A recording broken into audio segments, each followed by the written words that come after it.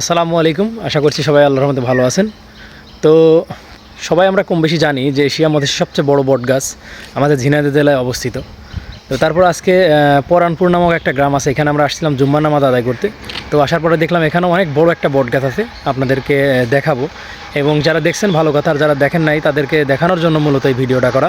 তো চলুন শুরু করা যাক, দেখি বটগাছটা কত বড়। আপনারা দেখতে পাচ্ছেন একেবারে গ্রাম্য রাস্তা, এটা মূল মেইন সড়ক বা প্রধান সড়ক থেকে একটু ভিতরে আসলে জগন্নাথপুর। আর জগন্নাথপুর থেকে আপনার পরানপুর রাস্তায় গেলেই ডান হাতে এই যে বটগাছটা পড়ে। তো এখানে মূলত একদিন আমি এই রাস্তা দিয়ে গেছি, তখন সেভাবে আসলে লক্ষ্য করা হয় না ভালোভাবে বটগাছটা এত বড়। তো আমি দেখলাম যে বেশ বেশ বড় একটা বটগাছ, যেহেতু কালীগঞ্জ মল্লিকপুরে একটা বটগাছ আছে যেটা এশিয়ার বৃহত্তম বটগাছ, এবং দত্তনগর ফার্মেও একটা বটগাছ আছে বেশ বড় বটগাছ। তো তুলনামূলক ওদের সাথে এত বড় বটগাছ হবে না এটা, কিন্তু মোটামুটি দেখতে বেশ ভালো, বেশ বড় জায়গা এবং বেশ খানিকটা জায়গা জুড়ে আছে।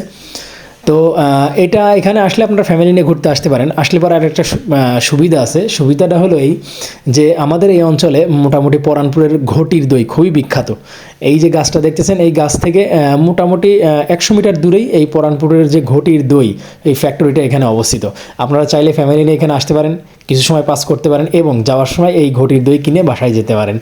তো এটা হলো ব্যাপার স্যাপার। তো আমি দেখলাম যে এই গাছটা আপনার বিভিন্ন ডাল শাখা পোশাখা বিস্তীর্ণ হয়েছে, এবং ডাল থেকে এবং শিকড়ে মাটিতে আবার আসছে, ওখান থেকে আবার গাছ হয়েছে।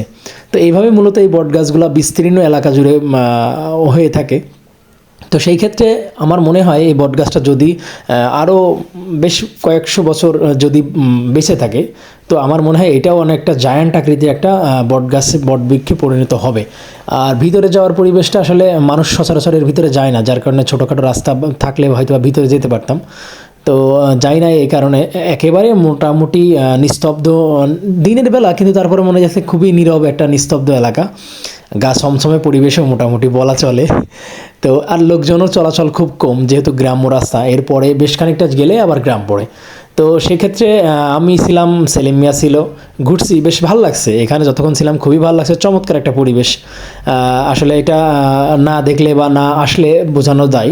তো আপনারা আসতে পারেন, কাছাকাছি যারা থাকেন তারা আসতে পারেন, খুবই সহজ হয়ে যে কেউ চাইলে আসতে পারেন। এখানে বসে থাকার জায়গা নেই, জাস্ট ঘাসের উপর বসতে পারেন বা এসে দেখে চলে যেতে পারেন। এবং সেই সাথে আপনার পরানপুরের ঘটির দইয়ের যে স্বাদ বিখ্যাত আমাদের এই অঞ্চলগুলোতে, এবং ওনারা মোটামুটি বেশ অনেক জায়গায় অনেক দেশের অনেক প্রান্তে সাপ্লাই দেয়, সেটাও আপনারা টেস্ট করে দিতে পারেন। তো গাছের শাখা পোশাখা দেখতেছি অনেক বিস্তীর্ণ হচ্ছে, এবং নতুন নতুন শিকড় বা গাছের ডাল মাটিতে পড়তেছে বা মাটির কাছাকাছি আছে, এই যে দেখতে পাচ্ছেন, ওখান থেকে পড়ার পর ওখান থেকে আবার গাছ হচ্ছে। এইভাবে মূলত গাছটা আপনার বৃদ্ধি পাচ্ছে এবং বেশ অনেকগুলো শাখা পোশাখা ছাড়ছে। এবং এইটা আশা করা যায় যে ওইভাবে জনপ্রিয় না বা পরিচিত না। তো আশা করা যায় যে আস্তে আস্তে যদি কেউ জানে, তো এটাও আপনার পরিচিত হবে। এবং ভাল লাগছে, অনেকক্ষণ ছিলাম আমরা এখানে, প্রায় আধা ঘন্টা মতো ছিলাম, বসছিলাম, দেখতেছিলাম, কিন্তু সাহস হয় না ভিতরে যাবার। আসলে ছোটোখাটো রাস্তা, মানুষ চলাচল করলে যেমন রাস্তা হয়, তেমন কোনো রাস্তা টাস্তা ছিল না ভিতরে যাওয়ার জন্য, যার কারণে আসলে গুড়ি দিয়ে যে বেয়ে গাছের কিছু অংশে উপরে উঠবো বা গাছের কাছাকাছি যাব, সেটাও করতে পারি নাই। তো দেখি আরেকদিন এই ধরনের প্রস্তুতি নিয়ে আসবো, ইনশাল্লাহ গাছে উঠবো, যদি আল্লাহ বাঁচায় রাখে, উঠে আপনাদের জানাবো এবং দেখাবো ইনশাল্লাহ। তো আপনারা চাইলে আসতে পারেন, জায়গাটা ভালো। এবং যারা এই অঞ্চলে আসছেন এবং এই গাছটা দেখছেন, তারা অবশ্যই কমেন্ট করে জানাবেন, এবং যারা দেখেননি, দেখতে চান, অবশ্যই আমার ভিডিওই ডেসক্রিপশন বক্সে এবং বলা থাকবে এর লোকেশনটা কোথায়। আপনারা চাইলে খুব সহজে এখানে আসতে পারবেন এবং জায়গাটা উপভোগ করতে পারবেন আশা করি।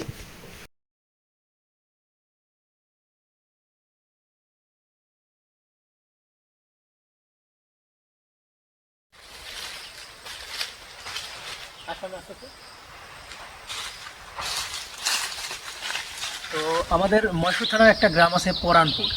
পরানপুরটা বেশ বিখ্যাত আমাদের এই অঞ্চলে, কারণ এখানকার দধি খুবই বিখ্যাত, চমৎকার। তবে আমার মনে হয় শুধু পরানপুরের দই বিখ্যাত না, এখানে একটা বট গাছও বিখ্যাত, আপনারা দেখতে পাচ্ছেন। যদিও ইতিমধ্যে আমরা জানি যে ঝিনাইদহ জেলার সবচেয়ে বড় বট গাছ আছে ঝিনাইদহ জেলা এশিয়া মহাদেশের, তবে এই বট গাছটাও বেশ ছোটোখাটোর ভিতর অনেক বড় বলবো আমি। অনেকটা এরিয়া নিয়ে এই বট গাছটা এখানে রয়েছে। আমি এর আগেও যদিও আসছি, কিন্তু বাইরে থেকে দেখছি আর কি, ভিতরে আসা হয় নাই, ঢোকাও হয় নাই। ভিতরে ঢোকার ইচ্ছা ছিল, কিন্তু আসলে ঢোকার মতো ওই ধরনের পরিবেশ পরিস্থিতি নাই, সাপ পোকামাকড় থাকতে পারে, এই কারণে ঢুকি নাই। এই ধরনের প্রস্তুতিও নাই, লোকজনবলও কম। হ্যাঁ, নাগিনী সাপিনী থাকতে পারে যার কারণে ওই ভয়টা ভিতরে কাজ করতেছে, এই জন্য যাইতেছি না। খুবই কোলাহল মুক্ত একটা জায়গা। এখন যে দিনের বেলা মনেই হইতেছে না, এত সুন্দর কোলাহল মুক্ত একটা জায়গা। পাখির ডাক শুনতে পাবেন যদি একটু অনুধাবন করেন জায়গাটা। তো এটা মোটামুটি লোকালয় থেকে যে খুব দূরে তা না, মোটামুটি পাশাপাশি।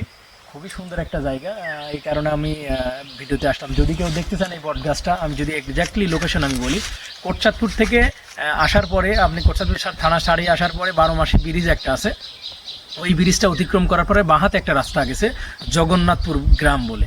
জগন্নাথপুর গ্রামটা ক্রস করলে আপনি এই বট গাছটা দেখতে পাবেন একদম মেন রাস্তার সাথে। তো আসবেন, আশা করি বট গাছটা দেখলে আপনাদের ভালো লাগবে, এবং ফ্যামিলি নিয়েও আসতে পারেন এই জায়গাটা। মোটামুটি খুব সুন্দর একটা পরিবেশ। তো সবাই ভালো থাকুন, সুস্থ থাকুন। আজকে এখানেই বিদায় নিতেছি। আসসালামু আলাইকুম রহমতুল্লাহি ওয়া বারাকাতুহু।